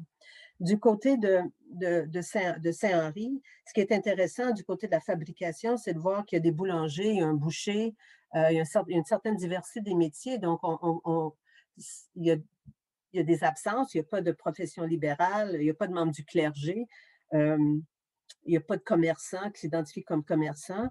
Mais néanmoins, on voit qu'il y a un certain nombre de services, d'activités qui sont là, qui permettent aux gens de Saint-Henri d'accéder à un ensemble de services de base, de services de proximité, dirait-on aujourd'hui. Ce n'est pas le cas aux tanneries des Bel-Air. Donc, est-ce que les gens se déplacent vers Montréal? Est-ce que dans l'axe de Saint-Laurent, il y a l'accès à certains de ces services? Est-ce que tout le monde fait son propre pain plutôt que d'aller chez le boulanger? Bref, il y a des questions qui se posent. Je pense, pour moi, c'est comme quelque chose qui ouvre sur un ensemble de pistes de réflexion sur la nature de la vie villageoise et de l'évolution de cette vie villageoise dans la campagne qui est près de Montréal. La place des industries du cuir, mais ensuite comment les métiers du cuir et l'activité du cuir peut être en croissance ou peut être en déclin, comment elle interagit avec d'autres métiers. Et il y avait un dernier élément, parce que je sens que j'ai parlé trop longtemps, je vais revenir à Montréal, parce que c'est pour rappeler que les origines puis l'expansion des métiers du cuir dans les villages de la campagne sont dues essentiellement à l'importance du marché montréalais. Montréal, pour ce qui est des tanneries, les cordonniers et les selliers de Montréal sont des clients pour les tanneurs de la campagne, même s'il y a des tanneries en ville. C'est sûr qu'elles ont d'autres débouchés pour leurs produits, mais le marché montréalais est un marché important. Montréal est important parce que c'est un lieu qui permet aux tanneurs et aux artisans du cuir de la campagne d'entrer en relation avec d'autres personnes qui viennent à Montréal faire des affaires. Et le lieu de prédilection de cette rencontre, c'est le marché public. Et on sait que les artisans du cuir de Côte-des-Neiges et Saint-Henri, pour lesquels j'ai pu le documenter, viennent régulièrement au marché. Ils viennent, ici, c'est le vieux marché, qui est aujourd'hui la place Royale. Ils viennent aussi au marché neuf, ce qui est aujourd'hui la place Jacques-Cartier. Ils ont, jusqu'aux alentours de 1817, si ma mémoire est bonne, ils ont la possibilité de louer des bancs et des espaces. Donc, tout comme on a les étals de bouchers, on voit des charrettes où des agriculteurs s'installent, c'est comme la deuxième rangée, les chevaux vers l'extérieur et les produits à vendre dans la charrette qui est tournée vers l'allée où les personnes circulent, mais on peut aussi louer des bancs autour du marché, où exactement, je ne le sais pas, et on sait que des cordonniers, des tanneurs de Saint-Henri, et d'ailleurs, vont louer des bancs pour pouvoir vendre leurs produits, vendre certains produits, ou peut-être pour obtenir des commandes pour des produits qui vont revenir offrir la semaine par la suite. Et quand les règlements des marchés vont changer, des artisans de Saint-Henri et de Côte-des-Neiges vont s'organiser pour louer des espaces ensemble, à 3, à 4, à 5, les jours de marché, pour pouvoir exposer leurs marchandises et être en communication avec les personnes qui viennent au marché, soit pour vendre ou pour acheter différents types de produits. Et donc, c'est vraiment un lieu qui est important et qui permet de manière concrète cette mise en relation. Et ce qui est intéressant, c'est que une des ententes, un des contrats signés entre ces artisans définit les règles pour exposer. Donc, à tour de rôle, chacun aura sa journée pour exposer sa marchandise et qui détermine aussi qu'est-ce que les gens ont le droit de vendre. Et là, on dit très clairement que les tanneurs ont le droit de vendre des souliers de bœuf, mais pas d'autres types de produits, que les cordonniers peuvent vendre telle chose, etc., etc. Donc, on voit que c'est un lieu aussi où des communautés d'artisans de Saint-Henri et de Côte-des-Neiges, manifestement, se connaissent parce qu'il y a des ententes où ces personnes sont présentes. Donc, il y a une question plus large de la dynamique et des relations au sein de cette communauté pendant cette période. Et peut-être la dernière remarque, la deuxième fois que j'ai la dernière remarque, c'est que aussi, ça nous rappelle que le monde artisanal, les artisans du cuir et les autres artisans de l'époque sont des producteurs, mais aussi des gens qui s'occupent de la commercialisation, de la vente de leurs produits. Et donc, on a souvent tendance à les voir uniquement du point de vue de comment est-ce qu'on produit, avec quel outil, mais ce sont aussi en fait de petits entrepreneurs et ça soulève des questions sur l'approvisionnement en matières premières et ensuite sur les modalités de vente. Et une des questions qui est une question importante, qui n'est pas vraiment bien éclairée encore, c'est cette question des relations entre les tanneurs et les bouchers, par exemple, sur les modalités d'approvisionnement, à quel rythme, dans quelles conditions est-ce que les pots leur sont livrés, etc. Donc, il y a énormément de questions sur l'organisation des métiers qui sont encore sans réponse adéquate, à mon avis. Et en guise de conclusion, je pense pour moi, le monde artisanal montréalais, le monde artisanal du cuir, mais l'ensemble du monde artisanal est d'une grande richesse, d'une grande complexité, d'une grande dynamisme. Et un de mes défauts, je pense, a été de vouloir comprendre sa croissance et étudier sa croissance, mais l'expérience des tanneries des Bel-Air et de certains autres lieux, peut-être, aide aussi à comprendre la mutation qui peut prendre d'autres formes que la croissance dans le même métier. Et ce serait important de mieux comprendre le profil et le parcours des acteurs à la tannerie des Bel-Air et dans les autres villages et même dans les quartiers de Montréal. La question des villages d'artisans, me semble être qui sont marqués par le cuir, est une question importante, je pense. Serge Courville a mené de très belles études sur les villages du Bas-Canada dans la première moitié du 19e siècle. Et donc, il y a des éléments de comparaison. Il n'a pas vraiment scruté les villages de la campagne de Montréal, de la campagne de la paroisse de Montréal. Et je pense que ça pourrait être intéressant de creuser ces questions pour établir des comparaisons entre nos villages et d'autres villages qui sont en développement à la même époque. Merci beaucoup.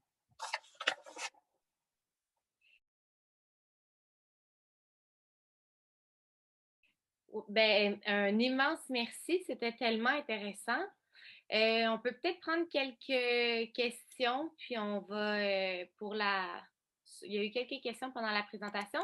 D'abord, sur le processus des tanneries, du tannage. Quels sont dans le fond, vous aviez mentionné des produits toxiques qui étaient dégagés par les tanneries à l'époque. De quel type de produits? C'est quoi qu'est-ce qui était toxique, en fait, dans le processus?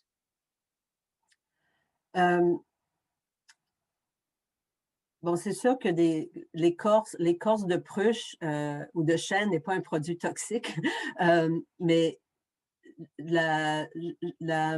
l'étape par laquelle les peaux sont sont traités dans des bains de chaux. Je m'interroge sur l'impact de déversement de quantités importantes de chaux dans les cours d'eau, mais je ne suis pas chimiste. C'est clair que il me semble que c'est polluant d'avoir des quantités importantes de matière, de la chair, des résidus finalement du traitement, mais est-ce que c'est simplement désagréable ou est-ce que c'est toxique? Peut-être qu'il y a un chimiste dans la salle qui peut m'éclairer sur l'impact de versement de quantités importantes de chaux dans les cours d'eau montréalais.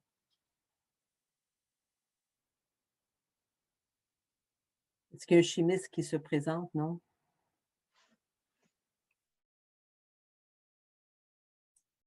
Amélie, ton micro est fermé. Ouais, j'ai fermé les micros de tout le monde, mais si jamais il y a un chimiste dans la salle qui veut nous éclairer sur le sujet, cela est possible.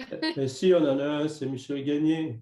Oui, Jean, je suis là, mais c'est une question que je me pose justement. Quelles sont la nature de ces toxiques-là?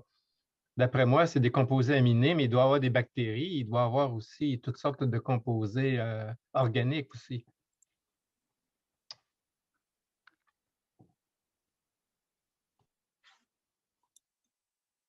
Ah, Joanne, vous êtes sur muet. Merci beaucoup. J'imagine que en fait, il faudrait sans doute s'interroger aussi sur l'impact sur sensoriel au niveau de l'odorat ou autre chose. Mais bon, évidemment, dans les cours d'eau montréalais de l'époque, il y avait aussi énormément d'autres choses qui étaient déversées. Donc, les produits de la tannerie n'étaient pas les seuls éléments polluants. Est-ce que, toujours sur la tannerie, le processus, une question de Julie, est-ce que l'hiver affecte le travail des tanneries en raison des besoins en eau? J'imagine que non. En fait, ce que je comprends des procédés, c'est qu'il y a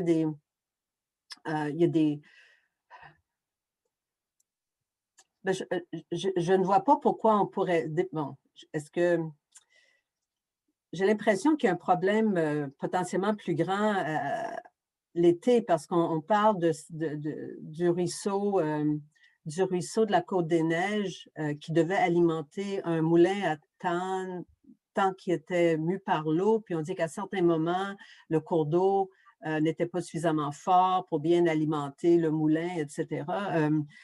Il y avait sans doute probablement des variations saisonnières, mais j'imagine que l'hiver, on pouvait quand même...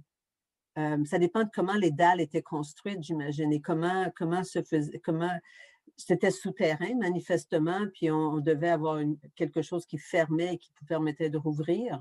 Je n'ai pas vu des descriptions très précises de comment ces infrastructures-là étaient. J'ai vu sur des plans d'arpentage où on montrait clairement où la dalle était située, mais ce n'était pas une coupe qui permettait de voir la profondeur. J'imagine que si c'était assez profond, on pouvait quand même, l'eau continuer à couler sous la glace, mais si c'est un ruisseau étroit et peu profond, est-ce que des expertises sur les conditions de gel des ruisseaux? Honnêtement, je ne le sais pas. Je ne sais pas quelle source pourrait il faudrait essayer de voir. Parce qu'on n'a pas, en fait, le problème, c'est qu'on n'a pas des détails, on n'a pas des livres de comptes ou des détails sur les cycles de production des tanneries. Les genres de documents qu'on peut... En fait, il faudrait retourner à quelques inventaires qui existent et parfois des inventaires qui disent dans lesquels il y a de l'information sur l'état du traitement des peaux au moment de l'inventaire. Donc, si on faisait une corrélation entre la saison, le moment où l'inventaire a été fait, un inventaire qui peut être fait suite au décès de quelqu'un ou un inventaire au moment d'une vente, par exemple.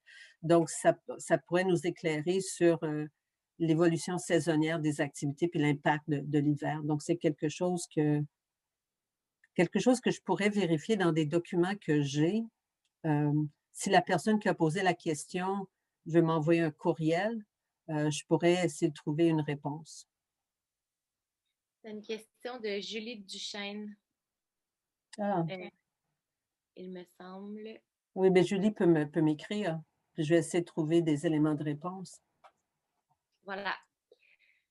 Ensuite, est-ce que les tanneries Bel-Air et de Saint-Henri exportaient leurs produits ailleurs qu'à Montréal ou même ailleurs dans l'Empire britannique, ou est-ce que ça comblait des besoins qui étaient strictement locaux?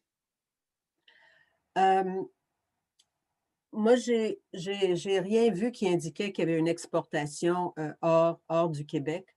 Euh, euh, on a des indications pour la période dont on parle aujourd'hui de tanneries qui avaient des clients ailleurs sur l'île de Montréal, certainement. Et j'essaie de me rappeler si c'est un tanneur ou un cordonnier. Il y avait certainement un artisan du cuir qui vendait aussi à Québec.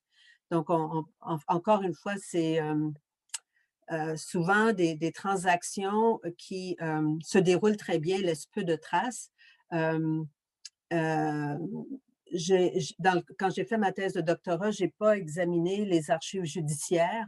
Je sais qu'il y a énormément d'informations dans les archives judiciaires et souvent, c'est justement quand il y a un conflit qu'on découvre beaucoup d'informations à propos de comment les choses se déroulent.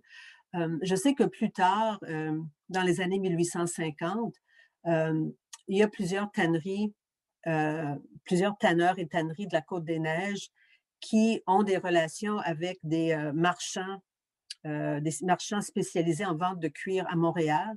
Et notamment, il y a certains, donc il y a des maisons qui vendent des commerces qui vendent du cuir, qui importent des cuirs de Grande-Bretagne ou dans certains cas même de France, mais qui vont aussi s'approvisionner auprès de tanneries locales pour la vente. Donc, donc, à partir du moment où on est dans ce type de réseau avec des grossistes en cuir, vraisemblablement, le cuir peut être distribué très largement au Québec ou même ailleurs. Mais dans la période que moi j'ai étudiée, je n'ai pas vu d'indices. Et en fait, il n'y avait pas énormément d'informations à propos des clients et donc des marchés qui étaient atteints par le produit. Merci. Question de Huguette. D'où provenaient les pots à tanner? C'était surtout des pots de bœuf, il me semble. Oui, c'est surtout en fait, dans les documents que j'ai vus, c'est surtout des peaux de bœuf. Des fois, il y avait d'autres peaux. Bon, alors, évidemment, il y a à Montréal, il y a les deux marchés publics. Il y en a un au début, ensuite, il y a le deuxième qui s'ajoute. Les marchés publics, le cœur du marché, l'occupant central du marché, les halles, c'est des bouchers. Donc, la question, c'est est-ce que, donc, je sais que des travaux d'archéologues autour du secteur de la Pointe-à-Calière qui ont analysé en fait le site du marché Parlement, le marché Sainte-Anne-Parlement du Canada uni. Bon, sous le Parlement, évidemment, on a envoûté la rivière et il y a des fouilles qui ont été faites dans ce qui était le lit de la petite rivière avant qu'elle soit envoûtée, qu'elle devienne éventuellement le collecteur William. Et donc, là, ils ont trouvé différents types de choses, dont des cornillons de bœuf. Et je sais qu'il y a toute dans le rapport des archéologues, il y a eux posent l'hypothèse que les bouchers du vieux marché, donc de la place Royale, approvisionnaient des tanneurs en peau. Et dans son rapport, la personne citait un autre rapport d'archéologue à propos des tanneries de Saint-Henri, où il disait qu'on avait trouvé là un certain nombre d'objets lors des fouilles qui semblaient indiquer que les peaux arrivaient avec quand même, bon, avec les cornes encore, etc. Donc, est-ce que, mais c'est une question, en fait, pour laquelle je n'ai pas vraiment une réponse, parce que la question, est-ce que les bouchers, est-ce que les tanneurs obtenaient des pots comme un par un, ou à un moment donné, j'ai vu, il me semble, un acte notarié où on voit qu'un que quelqu'un de l'extérieur de Montréal a un contrat avec un tanneur puis qui va livrer à un certain moment une quantité importante de peau. Donc, et là, c'est la question, est-ce que on dit que souvent les peaux pouvaient être séchées ou conservées de certaines façons avant d'être livrées au tanneur, qui là ensuite devait les mettre dans des bassins d'eau, comme ce qu'on appelle le travail de rivière, pour les rendre plus souples encore, pour commencer ensuite le traitement par la chaux, puis éventuellement le tannage. Donc, évidemment, il n'y a pas d'abattoir à Montréal à l'époque, donc je présume que pour une grande partie des peaux, ce sont les bouchers qui sont en train d'abattre un animal, mais sans doute pas des quantités énormes d'animaux en même temps, en tout cas. Donc, pour avoir des quantités, alors quel est le nombre de peaux qu'une tannerie moyenne traite? D'où proviennent les peaux? C'est des questions pour lesquelles j'ai des bribes de réponses, mais c'est pas des réponses très satisfaisantes, je pense. Parce que le problème, c'est la documentation est éparpillée parce qu'on n'a pas des fonds d'une tannerie. On n'a pas des fonds d'archives ou des livres de comptes, donc on doit chercher à la pièce dans les archives notariales, dans des articles de journaux, parfois dans un recensement, des indices qui peuvent nous aider à comprendre des choses, mais souvent l'information va être limitée à un moment précis dans le temps, une expérience, dans quelle mesure est-ce qu'on peut généraliser ou pas à partir de cette expérience, c'est difficile à évaluer. Merci. Est-ce que par rapport aux nuisances liées aux tanneries dans des secteurs habités, est-ce que comment la réglementation a évolué, les règlements municipaux ont évolué pour restreindre leur présence dans les zones habitées, par exemple? Je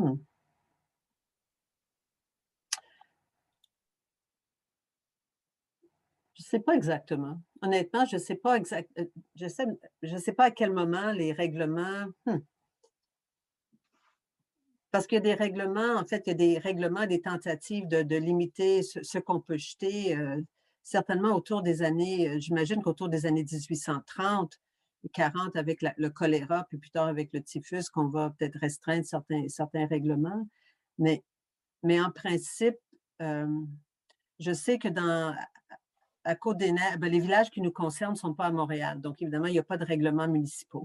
Il n'y a pas de règlement. Et donc, ce qu'on voit plutôt à la Côte-des-Neiges puis à Saint-Henri, c'est des ententes entre les riverains sur des modalités d'avertissement des voisins au moment où ils vont déverser des eaux usées et où on doit donc s'entendre pour respecter certaines procédures pour que les riverains aient le temps soit de recueillir une eau propre ou à un moment donné, la question était si j'ai des canards qui sont dans l'eau, il faut que je puisse sortir mes canards de l'eau avant que l'eau, etc. Donc c'était plutôt comme des ententes, des tentatives d'arriver à des ententes entre individus pour gérer une ressource commune. Mais comment ça se passait en ville, c'est quelque chose que je n'ai pas vraiment étudié autant.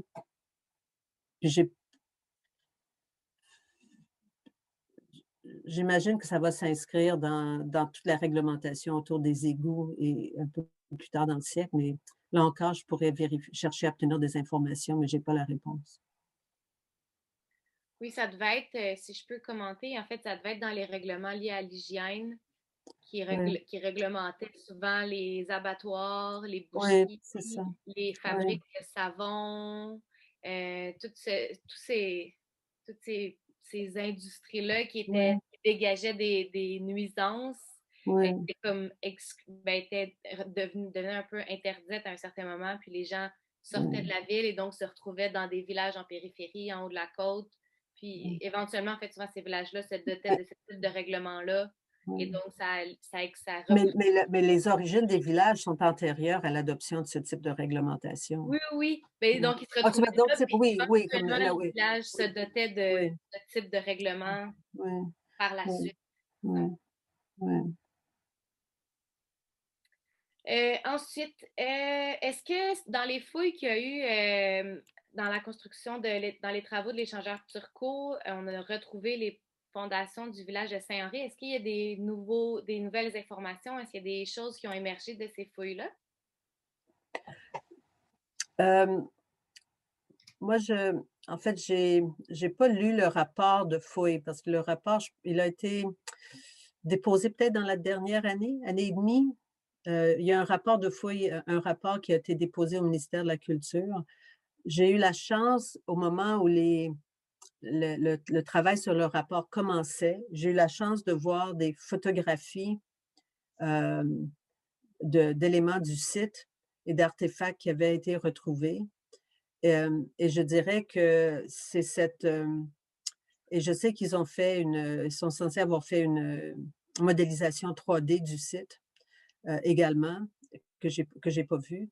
Mais je pense que c'est clair que ce qui est clair, c'est que ce qui ressort, c'est la capacité d'avoir une idée des conditions matérielles dans lesquelles le cuir et comment étaient des éléments qui permettent quand même de voir plus clairement quel genre bon, les bassins ou les cuves, elles avaient dans certains cas, il y a des descriptions dans les actes notariés de contrats de construction de cuves, mais là, je pense on peut voir, on comprend mieux comment l'articulation de la dalle, comment l'entrée d'eau se fait, comment l'infrastructure de la tannerie. Donc, je pense que chaque fois qu'on peut avoir des éléments, je pense que la culture matérielle nous aide à comprendre des choses à une époque pour lesquelles on en a très peu, on a très peu de sources visuelles, on a des documents textuels, mais ça ne nous aide pas toujours à comprendre. Moi, je comprends que pour le travail qu'ils ont fait pour rédiger le rapport de fouille et analyser les résultats, ils ont fait un travail de géoréférencement. Donc, en principe, ça serait possible d'établir une corrélation entre ce qu'ils ont trouvé et les artisans du cuir que moi, j'ai étudié dans ma thèse. Et donc, ça serait possible, vraisemblablement, d'enrichir la compréhension de comment certaines des tanneries ou certains des ateliers que j'ai répertoriés ont évolué. Je sais qu'ils ont, je leur ai donné une copie de ma thèse. Je sais qu'ils ont, peut-être ils ont déjà, eux, fait toutes ces corrélations-là, mais donc, non, mais je pense que la question, c'est, étant donné l'importance de Saint-Henri comme village pré-industriel, artisanal, la rareté de ce type de village, tout ce qu'ils ont pu recueillir du site qui peut nous aider à comprendre comment il était organisé, comment la production était organisée. Et quand même, il y a d'autres types d'artefacts, pas simplement les équipements, mais d'autres artefacts. Je pense, bon, par exemple, on parlait de certaines cornes, des bœufs, etc. Ce sont des choses qui pourraient aider à comprendre la situation à l'époque. Merci.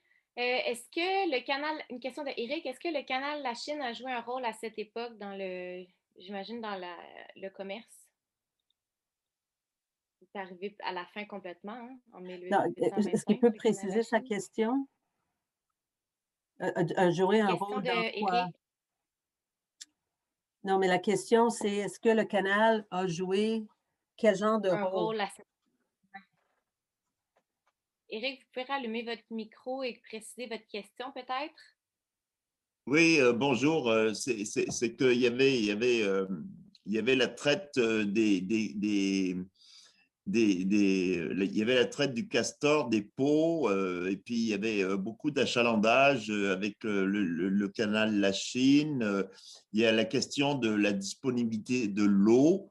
Est-ce que à l'époque, le canal La Chine existait déjà? Est-ce qu'il avait un rôle à jouer dans le traitement des tannages? Parce que là, il faut amener les pots et on a besoin d'eau aussi.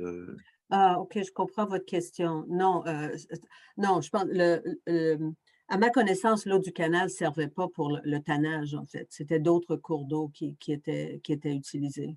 C'était pas l'eau du canal. Les pots arrivaient d'où? Ben, en fait, les pots, il y avait le castor, là? Non, mais c'est pas du tout le castor, là. En fait, c'est du bétail. Donc, les pots, la plupart des pots qui sont tannés ici, dans cette période, sont des pots qui proviennent de bétail qui a été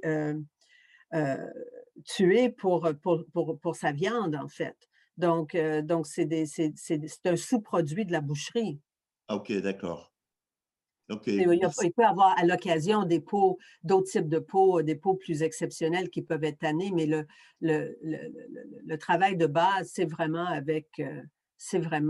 ce genre de pot-là. C'est Ouais, la boucherie, bœuf ou la vache. Ouais, la boucherie, OK. Oui, oui, Merci. de rien.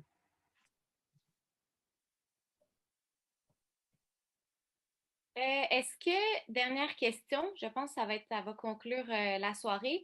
Dans un article du bulletin de la Société d'histoire du plateau de décembre 2007, il était question des tanneurs comme étant des nombris jaunes. Est-ce que c'est des choses qui ont émergé Étant des quoi? Comme étant des nombris jaunes? nombris jaunes.